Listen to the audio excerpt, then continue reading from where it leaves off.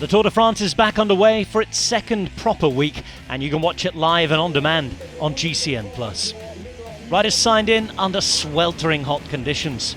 It was an ice scream and an ice pop before they even began, as some were starting their goodbye tours. Tony Galopin announcing on the first rest day that he will be retiring at the end of the year. Romain Bardet with some home roads, and the race would be played out around on the Massif Central. Stage 10 with Tadej Pogacar in cooling mode, hoping to hot things up against Jonas Vingegaard, who had his family in town. Vulcania to Issoire then. Not long in terms of distance, 167.2 kilometres, but plenty of climbing. Lots of it classified, plenty of it unclassified too. Up and down all day, narrow roads, left and right, terrain upon which anything and everything could happen. Over 3,000 metres of climbing to do, and all of it full gas. From the very start there was danger. There were big surprises. Within the first 15 kilometres, both Pogacar and Vingegaard had managed to sneak away. Hindley had been caught out. Ineos Grenadiers having to work hard to bring back the leaders as well. The Yates brothers reacted well. Romain Bardet had, but then he was suddenly out the back with David Gaudu. A real tug of war between those trying to get up the road and those trying to chase them. 7 riders got away. 7 would soon be in the chase. And the Gaudu and Bardet group would slowly make their way back.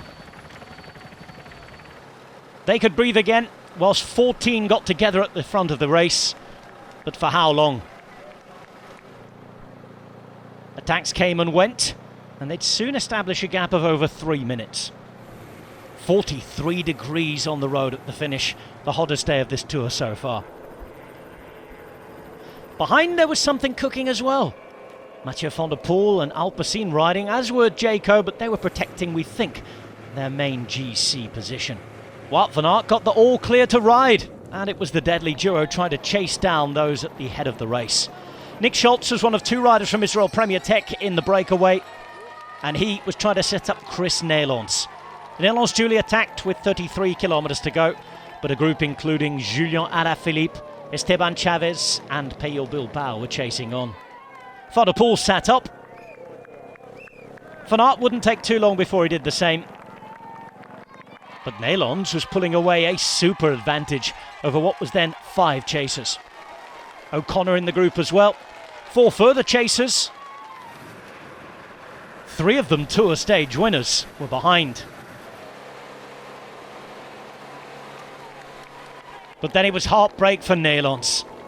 Caught with 3Ks to go. And the game started again. Pedreira was there, Zimmerman as well. O'Connor, Bilbao. He stood to gain in the GC. Starting the day at over 7 minutes and on his way to the top 5. And he was on his way maybe to something better as well. He launched the sprint in the final couple of 100 metres. Zimmerman was on his wheel. O'Connor couldn't quite get there. Chavez and Nélonce behind. Pedreira couldn't make it. And Pello Bilbao did. A Tour de France stage winner. And just weeks after being in the same team of a fallen teammate. Gino Meder's memory honoured, respected, and very, very much remembered. Pello Bilbao rode for Gino and won the stage, and at the same time moved up into the top 5 of the Tour de France.